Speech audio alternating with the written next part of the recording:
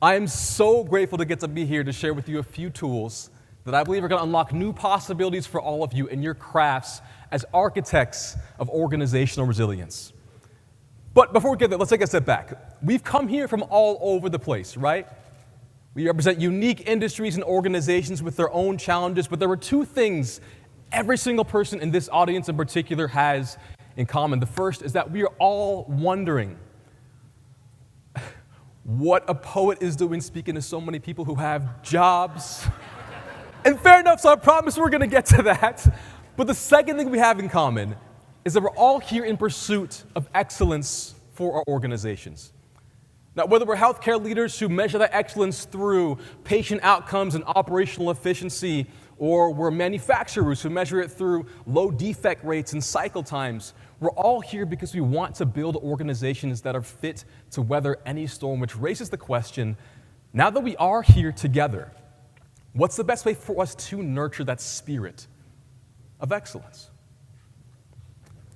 Well, here's where the poetry thing comes back in. I want to tell you a quick story.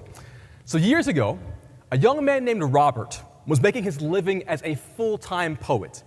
He's living the artist's lifestyle, the bohemian dream, which in the poetry community is a phrase we use to say he was broke.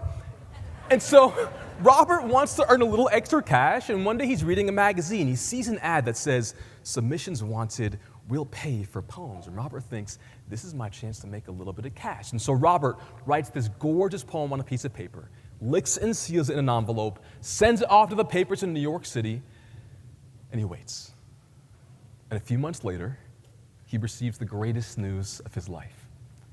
The poem he'd written had been selected to be published in the New York Independent magazine, meaning that he was about to walk away with the life-changing sum of $15. Which is a lot of money to most poets today, so imagine what this felt like back in 1894. Folks, this meant Robert was rich, and so he throws aside his pen and paper. He picks up his earnings and starts spending like nobody's business. He's eating well, drinking good, not writing at all, until one day he notices his small fortune is running a little thin. So he says, no problem, I think I can do this again. And so he reverse engineers his last success, writes another poem in the exact same style, sends it off to the papers, and he gets his poem published, but this time he gets a few rejections first. He says, that's strange. I mean, this is a damn good poem. But no matter, once again, he throws aside his pen and paper, he picks up his earnings, starts spending like nobody's business, he's eating well, drinking good, not writing at all, until once again, his small fortune is running a little thin. So you know where this is about to go. He writes another poem in the same style, sends it off, but this time, he gets a whole pile of rejections.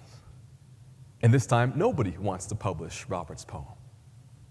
And Robert's left to wonder how it could be that a style that so recently served him so well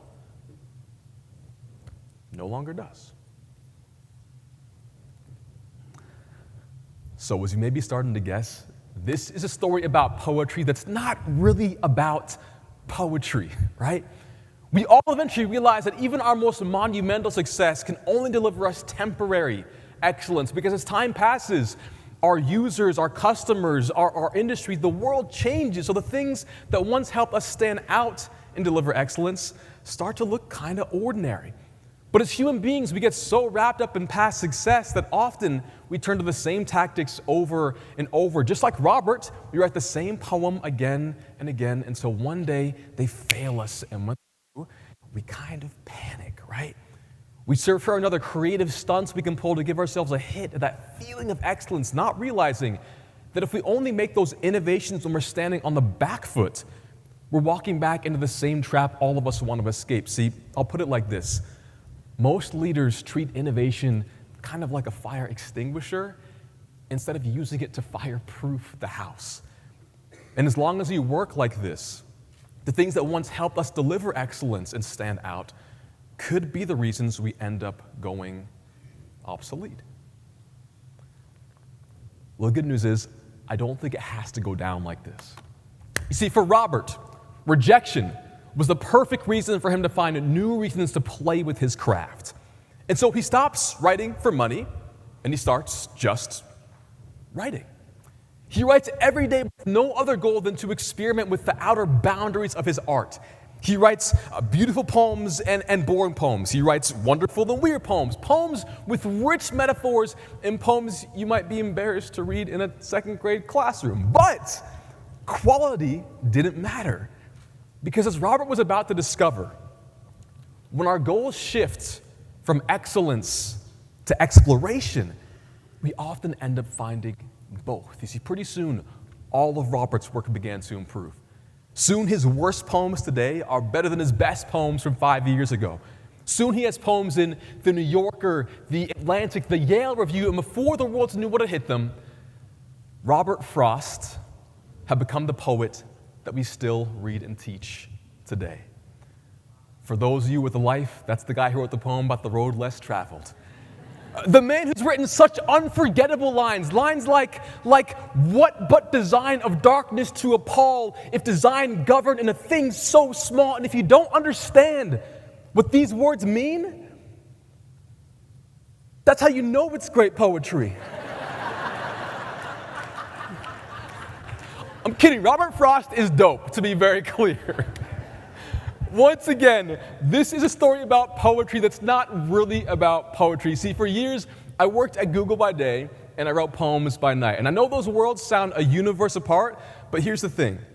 Working in Silicon Valley as an artist showed me that for poets and professionals, the need we have to consistently reinvent our craft is literally existential.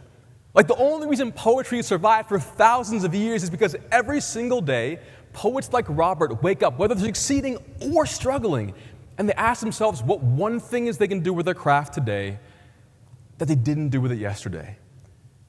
And I believe that attitude of proactive exploration will enable us to take this moment of excellence and turn it into momentum of excellence.